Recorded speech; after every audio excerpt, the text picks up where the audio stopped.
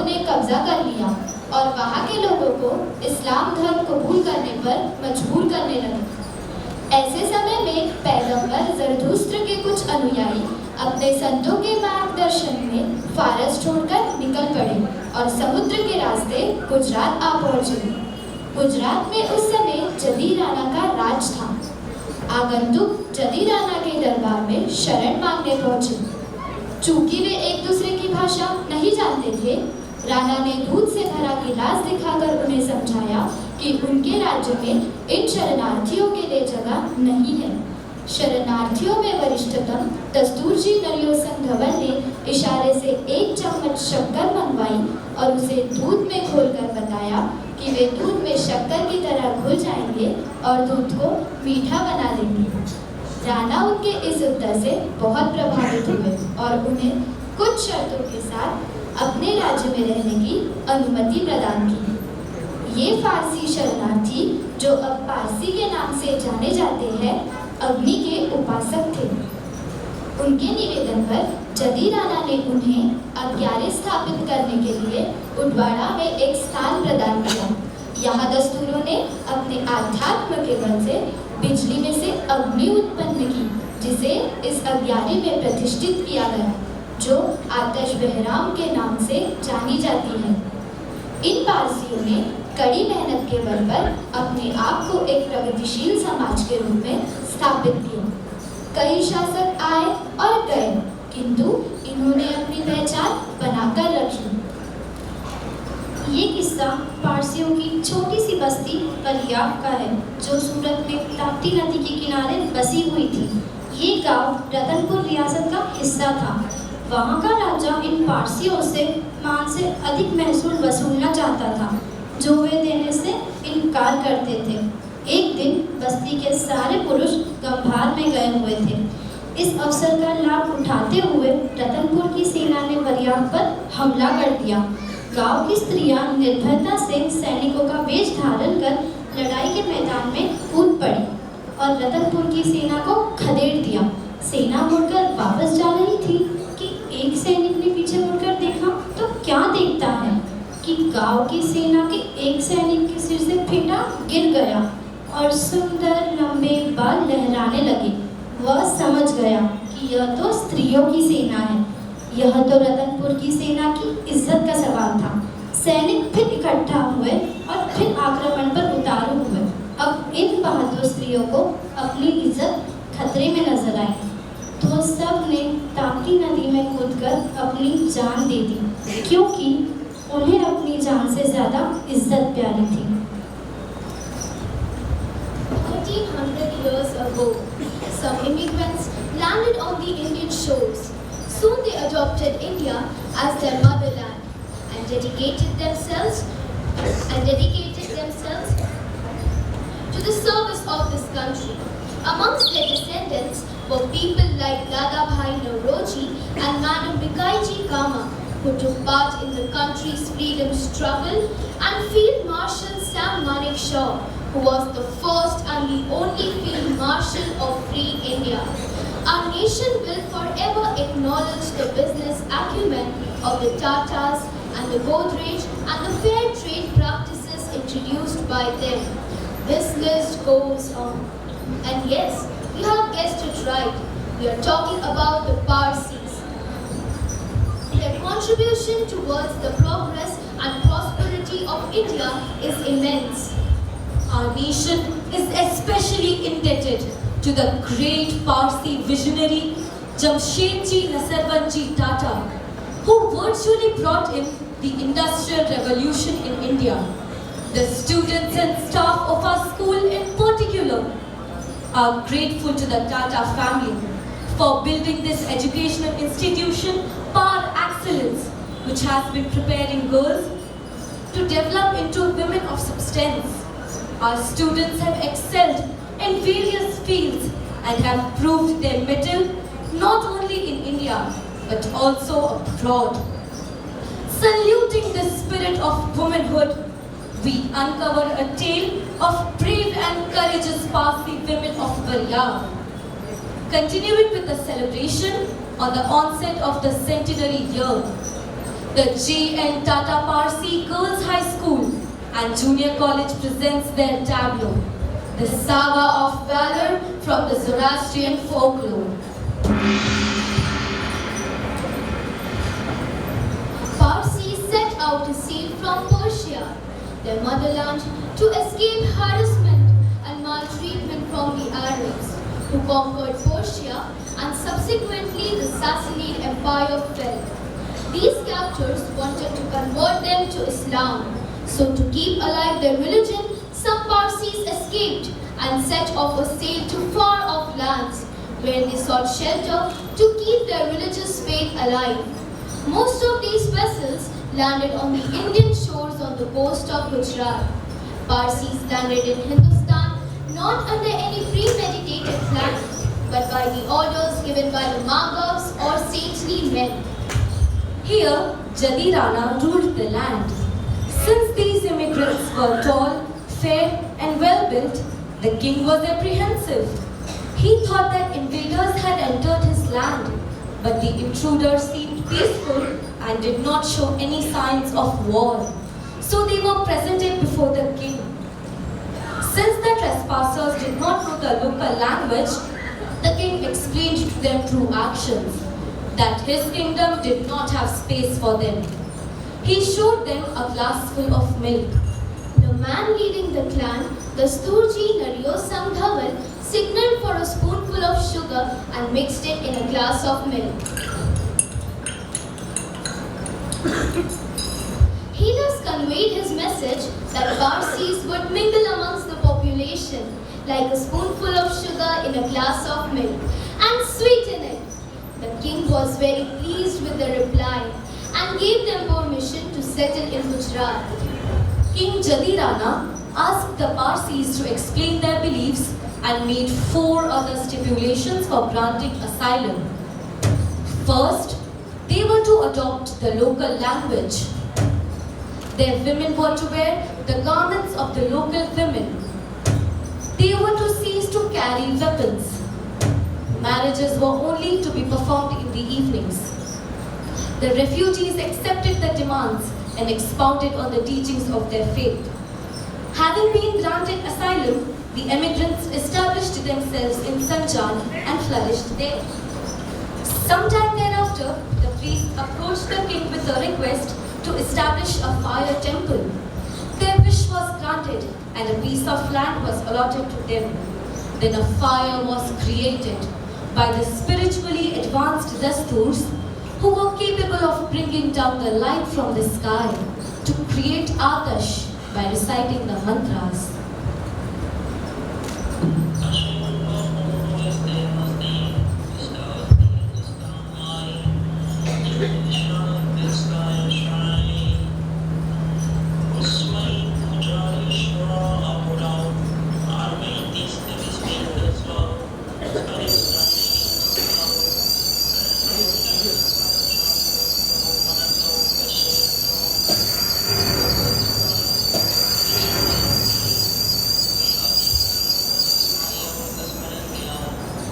An Atash Behra, which is the highest grade of fire that can be placed in the Zoroastrian fire temple as an eternal flame, was constructed in the serene spiritual environment.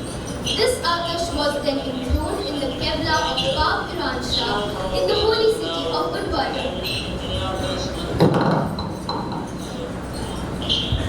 The Atash Behra means victorious fire and represents historical, cultural and religious links with Iran. This holy Atash Behra attracts the Zoroastrian pilgrims from all parts of India, Pakistan and from around the world. The Parsis worked very hard and prospered as agriculturists and artisans. Gujarati became the native language of the community. They have passed through the Mughal reign, Maratha reign, British reign, but steadfastly maintained their own characteristics. Here let us have a peek into their customs and traditions that they have managed to keep alive all these years. They perform nuptial ceremony, which is a ritual through which a child is inducted into the Zoroastrian religion and and begins to wear the sadra and kasti. A sadra is a white cloth with 9 seams worn over the skin. A kasti is woven by 72 fine white woolen threads wound 3 times around the waist and tied twice in a double knot in the front and the back. This protects the body of the wearer from physical and spiritual harms lurking around him as well as within him.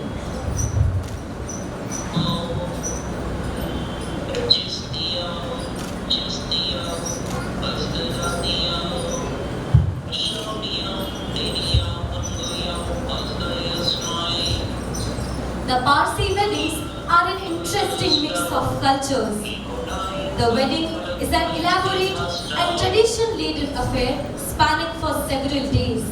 Weddings are also known as lagan. Here we are depicting the Ara Antar ceremony, where 2 of the family members hold a sheet of cloth between the bride and the groom to prevent them from laying eyes on each other. After this ceremony, the couples say Pasande Kardam 3 times to agree to the marriage. While the Ara Antar ceremony unites the couple in physical worldly family, the mantras recited during the ceremony will ensure their spiritual union.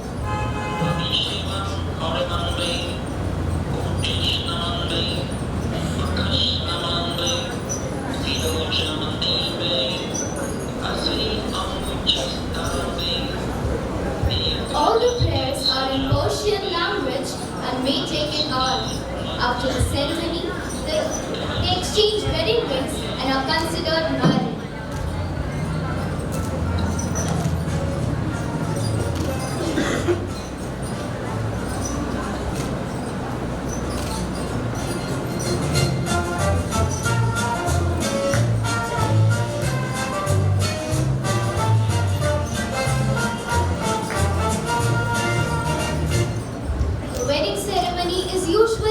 After sunset.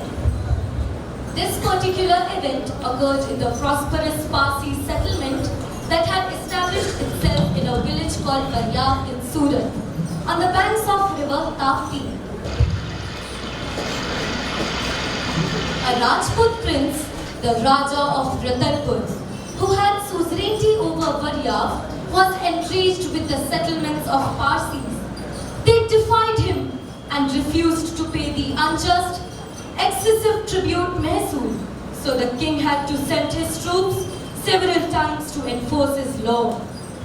Though the Parsis were law-abiding citizens, they resisted this unfair tax, and every time the king's troops had to retreat in defeat. This annoyed the king, and he began plotting the downfall of this settlement. One day, he came to know through his spies that the men of the community were going to be away at a bhangar to a far-off village, leaving behind the women folk and the elderly. It was on this fateful, unfortunate day that the king's army attacked Varyab. The bold and daring women folk somehow were pre-warned of this impending attack by the clouds of dust raised by the horses' hooves.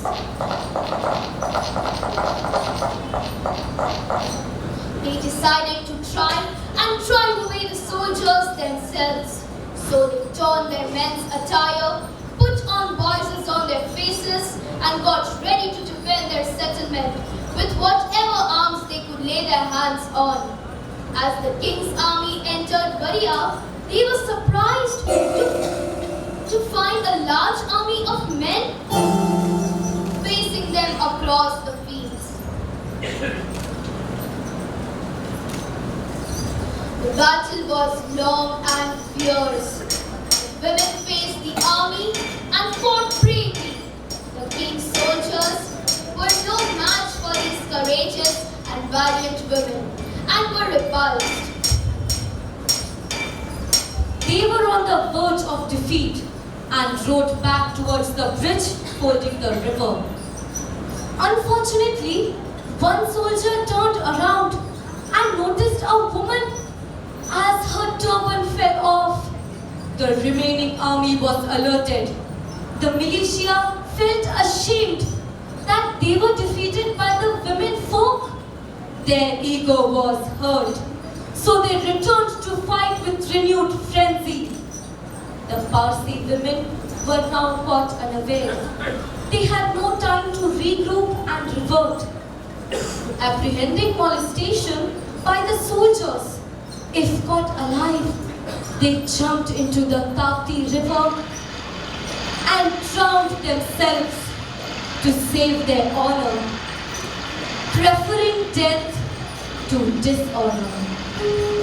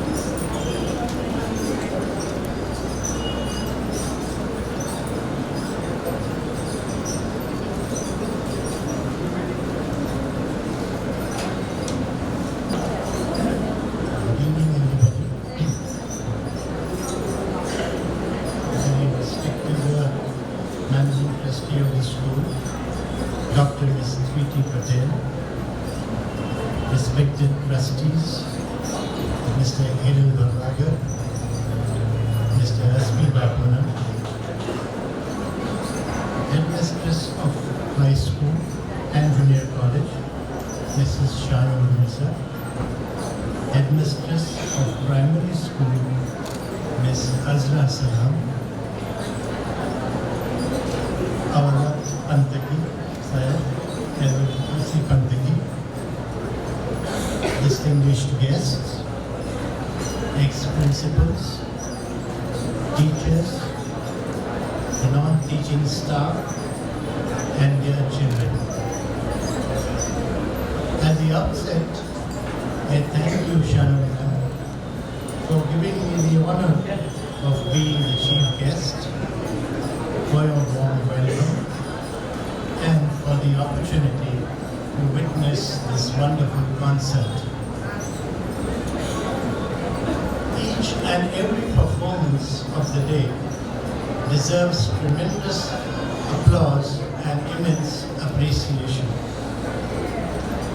My special commendation for all children, teachers, and staff members who I am sure have worked tirelessly to put up such a grand display of talent. Perusing the 100-year history of this great school, one cannot stop admiring the Herculean effort of all past headmistresses and principals.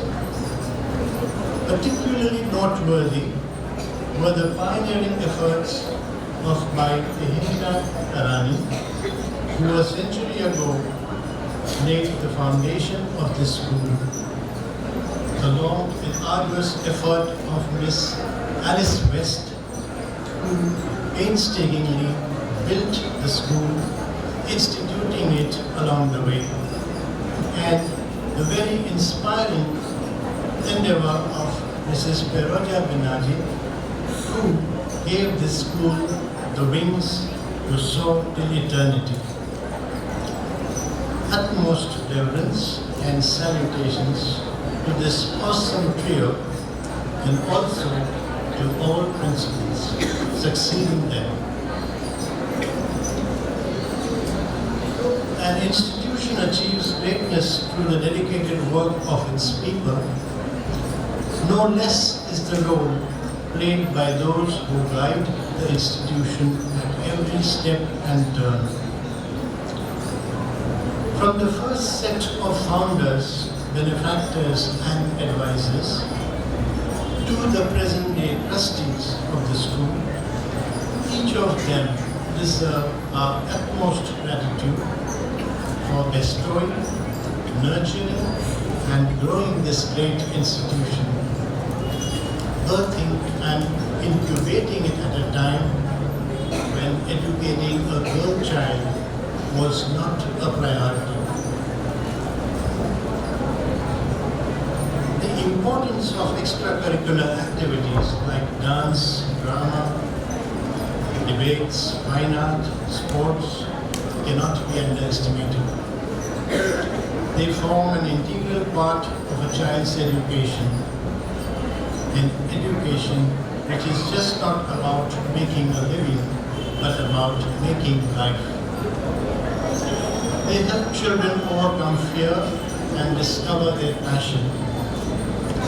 They teach them social skills, teamwork, the art of adjustment and compromise, the ability to accommodate an alternate view, and above all, to work and live in harmony and kindness. Eleanor Roosevelt, the former First Lady of the United States, and a writer too, said, "To handle yourself, use your head. To handle others, use your heart." A child with a holistic education is more likely to use her heart, likely to be more responsible, more ethical, accommodative, tolerant, and good-hearted. As per words of Rabindranath Tagore, the highest education is that which does not merely give us information, but makes our life in harmony with all existence.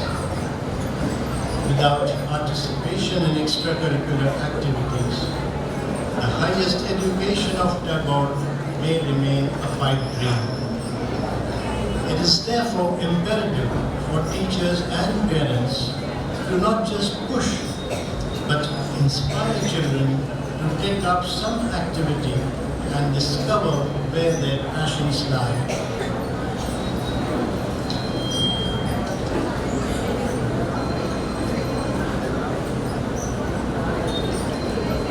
Art is nothing but the expression of the human soul in varied forms. Art is therapy.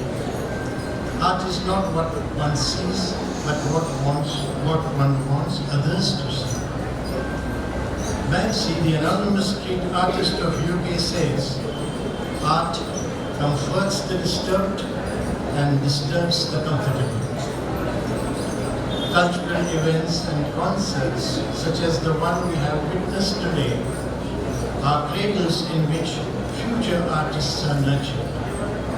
History, culture, social conditions, and human emotions are animated on stage in the form of dance and drama.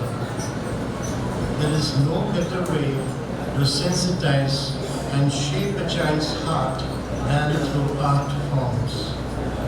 Schools must consider putting more resources, time, and energy on this medium of molding a child. Now, while on the subject of drama, have you ever wondered about the drama of life? We are born, we educate ourselves, build a career, get married, raise children, go through the pulls and pressures of life, experience our shares of joys and sorrows, become old, sick, and die. So does life really have a purpose? Or is it a mere dream, an expression of a divine artist we call God? Alan Watts, a gifted philosopher and a writer, said, "The purpose of life is to live. That's all. Life serves no other purpose but to live in unity with all existence. Whenever we watch a play or a movie or read a book, we become emotionally engaged with the story and its characters. Our emotions resonate with those of the characters. We cry and laugh, love and hate, become angry, become filled with fear, or simply be happy. But once we are out of the theatre or the book, the illusion of feelings and emotions vanishes. Likewise, we get absorbed and immersed in the drama of life, going through the duality of joy and sorrow, pleasure and pain. We believe life is reality, while it is a virtual reality, no different from a play or a movie. When life ends, the imagined reality also ends. If this be understood, then shouldn't we simply relax, chill, and witness life's drama as it unfolds without getting entangled into it emotionally? Think over it. Eckhart Tolle says, when you live in complete acceptance of what is, that is the end of all drama of your life. Your headmistress, Mrs. Shanur Mirza, has a vision to take this school to higher glory. She wants to help every girl child discover and unleash her full potential and grow into a woman of substance and character. I can see her vision veering towards the Gandhian aim of education, which is human transformation rather than mere acquisition of knowledge. In Gandhiji's view, education is all around growing out of the best in the child and man, body, mind and spirit. This is indeed a lofty goal to achieve.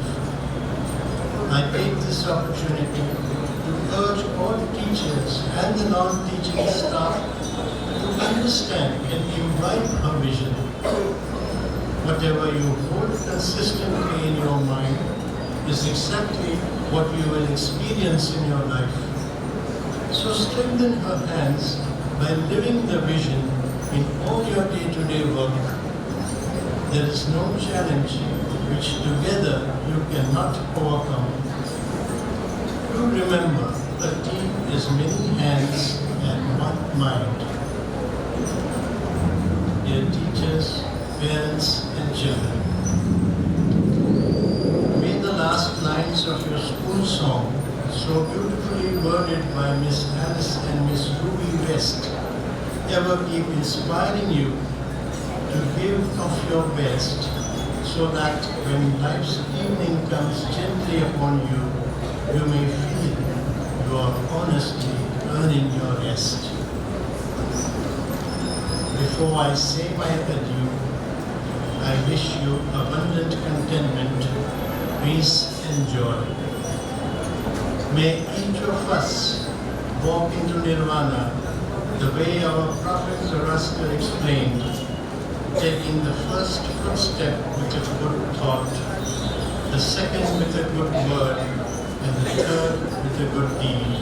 I entered paradise. Thank you so much for your kind attention. Ladies and gentlemen, today we the Tata School family are felicitating Mrs. Jomar Roy for completing 25 years of memorable and happy association with us. She joined the school in the year 1994 and is presently teaching mathematics in the high school. A sincere teacher trains pupils in the art of dancing. I now request all our trustees and managing trustee, Dr. Tudidin Patel, and our trustee, Mr. Vidal Bhagwakar sir, and Mr. Aspi Kapuna, to kindly come forward and felicitate. I now invite Mrs. Jomar Roy to accept a token of love and appreciation for her dedicated service rendered to the institution for 25 long years.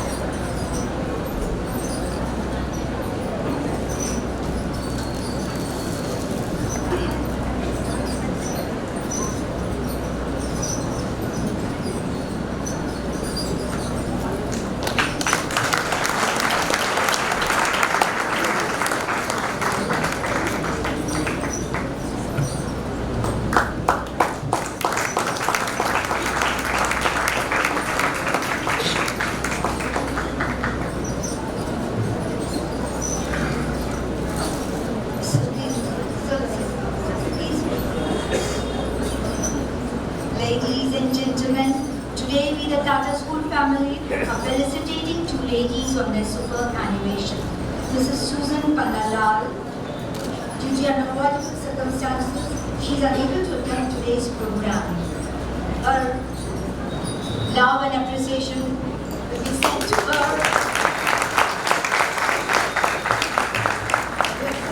Nisha Gupta, a sincere teacher with an eye for detail, has directed some wonderful Hindi plays. She trained pupils in art from Hindi class, Gucci Premchand, and in an art class with Mani. A poetess, dramatist, choreographer, painter, art director, and above all, a creative genius. We are indeed lucky to have you with us, Nisha. I now invite Mrs. Nisha Gupta to accept a token of love and appreciation for her dedicated service rendered to this institution for 29 long years.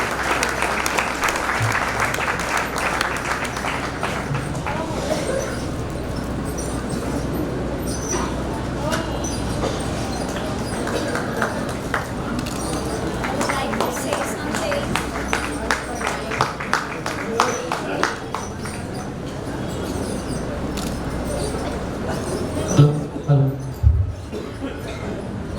Thank you so much, Tata Parsi Girls High School. I am an ex-student of this very institution, and whatever I am today, I owe it to this institution.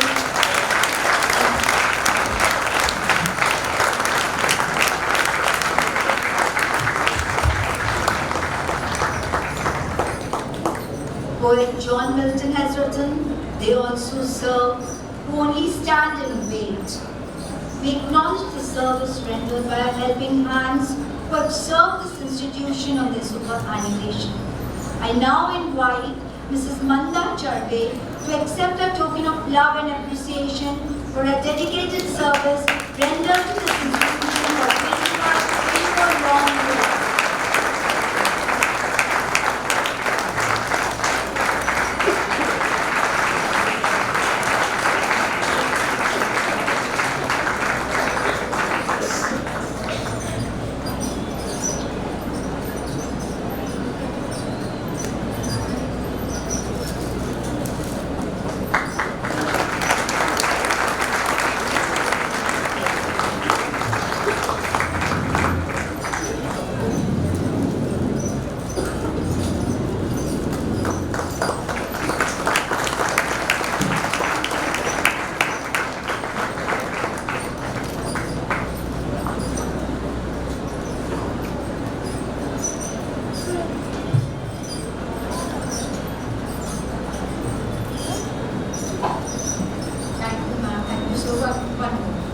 I now invite Ms. Roshna Meshram to accept a token of love and appreciation for her dedicated service rendered to the institution for 29 long years.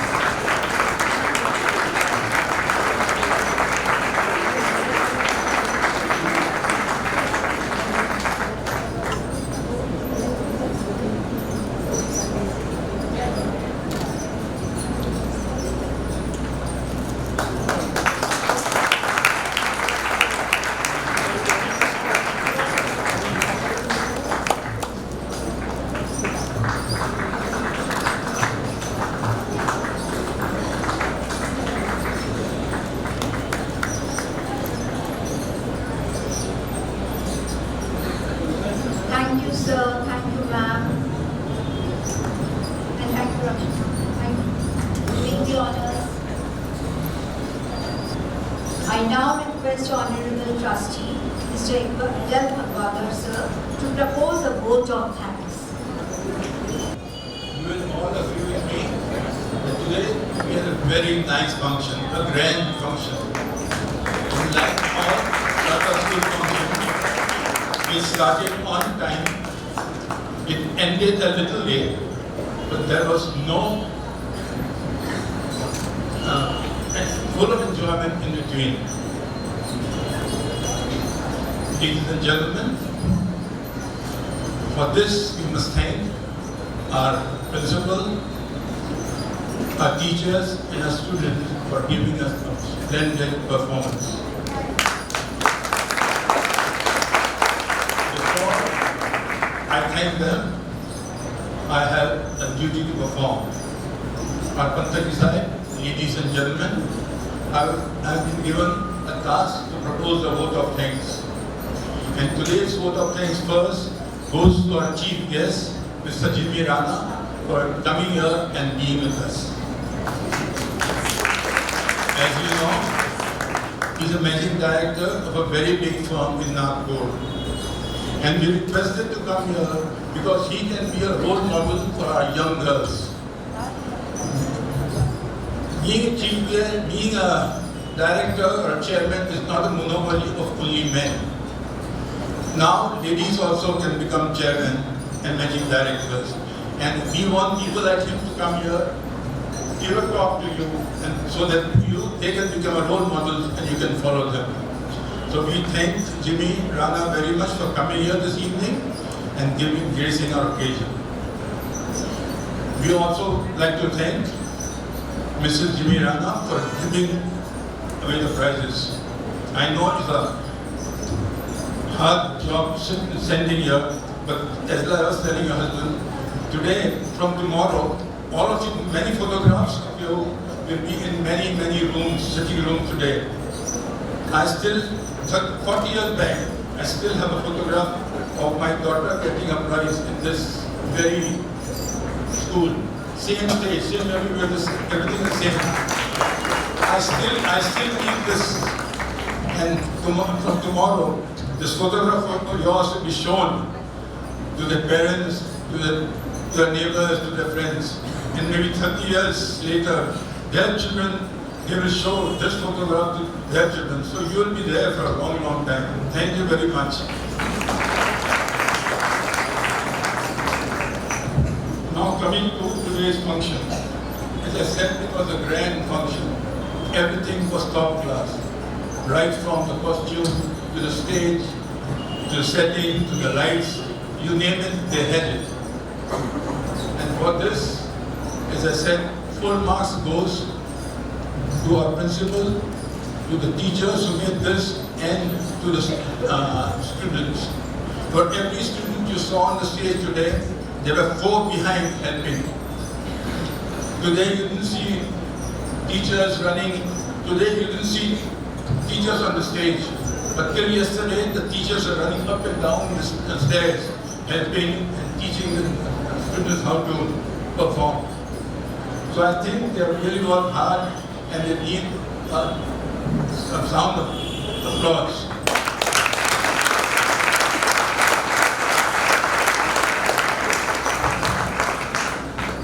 Now, what's that now? A word for our managing trustee, Dr. Patel, and two headmistresses, Shanu Madam and Azra Madam, who spoke, both of them spoke very well. We don't want to thank them today, today's function, but all throughout the year, these 3 ladies run the school.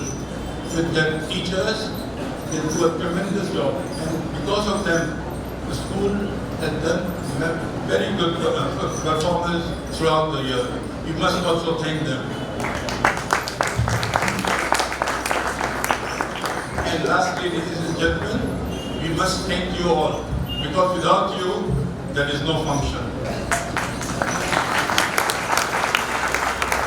It is for your help, cooperation, and always that we stand. You are a big pillar of our school, a strong pillar of our school. And this is a centenary year, and we'll come to you for help, for advice. And I hope you always will be there. Today, I see a lot of people today. Today, when I came to the roadblock, and it took me a long time to come here. But to see so many of you today speaks of love and affection you have for our school. I once again thank you all. Good night, God bless, and all the best. Thank you.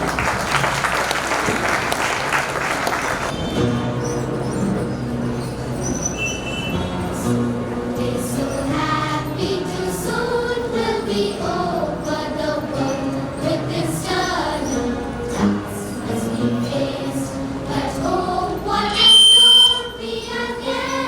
remembering daily of memories so dear.